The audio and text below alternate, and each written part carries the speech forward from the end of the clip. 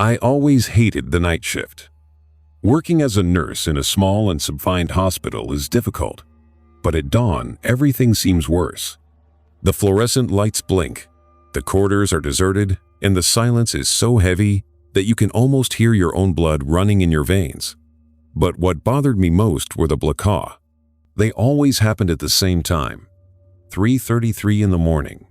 At first, I thought it was just an electrical problem, something related to the hospital's precarious infrastructure.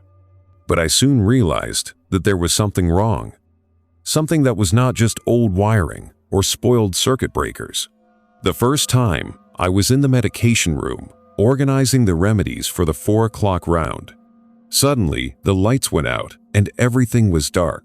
I stood, holding my breath until the emergency generator went into action a few seconds later. That's when I heard a low sound, almost like a drag of feet from the hallway. My heart accelerated, but I tried to convince myself that it was just the wind or something. Until the following night, it happened again. Same time, same darkness, and the same noise. This time it seemed closer, as if someone was moving slowly toward the room where I was. When the lights came back, there was no one there, but I knew I had heard something. Somebody. On the third night, I decided to prepare.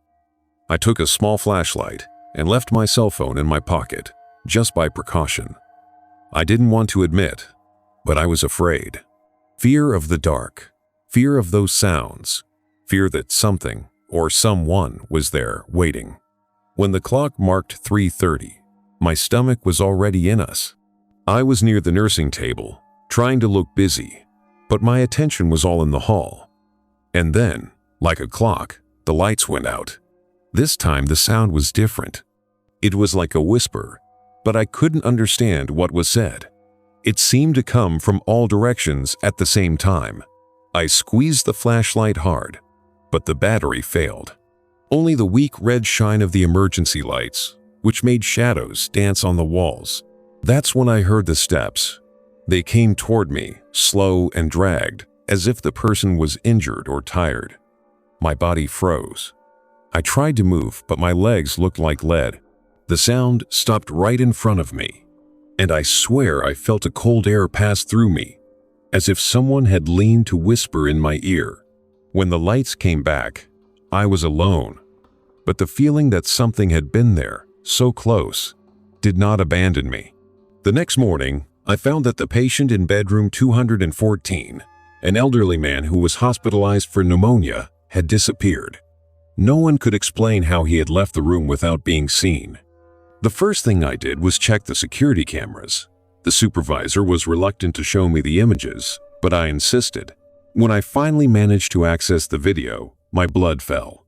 The Lord of room 214 appeared, walking calmly down the hall at 3:33 a.m., exactly at the time of the blackout. He was in pajamas, barefoot, and seemed to be following something or someone that didn't appear in the chute. He entered the storage room at the end of the corridor and never left. When the security team went to check the place, the door was locked inside, and the man was simply not there. There were no windows, no other way out. He had disappeared. After that, I started to pay more attention to the people around me. Something in the hospital didn't beat. The other employees looked nervous, avoiding talking about the disappearance. The supervisor, in particular, acted strangely. He always changed the subject when I tried to ask about the blackouts or the missing patient. One night, I found an old notebook in the employee room, full of notes on previous incidents. There were dates, times, and names of patients who had gone disappeared over the years, always during the blackout. The last entry was precisely that of the Lord of 4th 214. That's when I realized that this was not an accident. Someone knew what was going on and was trying to hide. I decided to investigate on its own. That night I was awake, waiting for the blackout. This time I was determined to find out what was going on. I took the notebook with me and was close to the storage room where the patient was missing. When the clock marked 3:33, the lights went out, as always. But instead of standing, I lit the flashlight and ran toward the living room. The sound of my steps echoed through the empty corridor, and I felt something, or someone, I was watching me. When I arrived at the door, she was ajar, something that never happened. The air inside was cold, and a sense of oppression took over me. I went slowly, illuminating every corner with the flashlight. The room was full of shelves with medical supplies, but something seemed different. Deep down, there was a door I had never seen before. It was small, almost hidden behind a stack of boxes. My heart beat so hard that I thought I was going out my mouth. As I approached, I heard a whisper from inside, low and constant, as if several people were talking at the same time. I put my hand on the doorknob, but she was locked. It was then that I realized I was not alone in the room. Someone was behind me. Before I could react, the lights came back and the room was empty again. The small door had disappeared too. After that night, I started to feel observed all the time. The other employees seemed to avoid my eyes, and the supervisor started giving me tasks away from the main wing, as if he wanted to keep me away from something. But I couldn't stop thinking about that door and whispers. I decided I needed answers, even if it meant risking my job or something worse. The following night, I returned to the storage room, this time with a key I had found in the supervisor's office. It was old and rusty, but had a strange symbol recorded, similar to the marks I had seen in the notebook. When the blackout happened, I was already inside the room. The darkness was absolute, and the flashlight could barely illuminate a meter ahead. The small door was there again, and this time it was unlocked. The sound of whispers was louder, almost deafening, and I felt a pressure on my chest, as if the air was getting heavier. I put the key in the lock and turned slowly. The door opened with a creak, revealing a narrow ladder that descended somewhere below the hospital.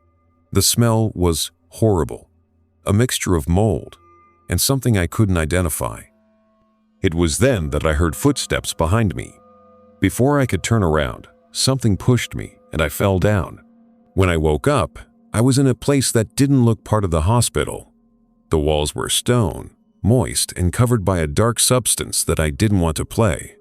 The air was heavy, and the smell was unbearable. The only light came from candles scattered on the floor, forming a circle around a table in the center of the room. There were strange symbols drawn on the floor, similar to those I had seen in the key and notebook. My body hurt, but fear was greater than pain. I tried to get up, but my legs didn't answer.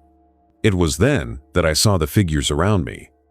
They were people, or something like people, wearing old, hooded clothes. They whispered in a language I didn't understand, and their voices echoed on the walls. Before I could scream, one of the figures approached. She held something that shone weakly, like a knife or a dagger. My heart seemed to want to get out of my chest, and I closed my eyes, waiting for the worst. But nothing happened. When I opened my eyes again, I was lying on the hospital bed, with a nurse beside me, saying that I had passed out during the shift. I tried to explain what had happened, but no one believed me. The supervisor said I was exhausted and sent me home. Since then, I have never worked on the night shift. But to this day, when the clock marks 3:33, I wake up with the sound of whispers and the feeling that something is watching me. I never returned to that storage room and never discovered what really happened that night.